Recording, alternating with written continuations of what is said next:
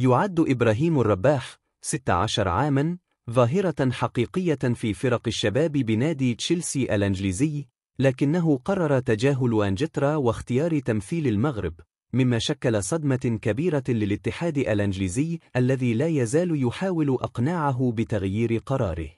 ربما لم تسمعوا باسم إبراهيم الرباح من قبل، لكنه بدأ يشق طريقه في إنجلترا بقوة.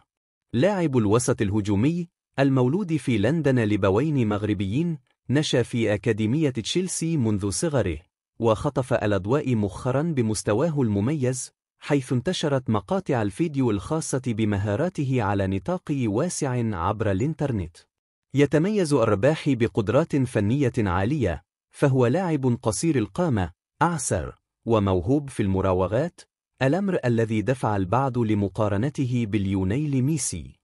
أرقامه المذهلة مع فريق تحت 16 عاما في تشيلسي تتحدث عن نفسها، حيث سجل 52 هدفا، وقدم 60 تمريرة حاسمة في 40 مباراة فقط، وفقا للتقارير الإنجليزية.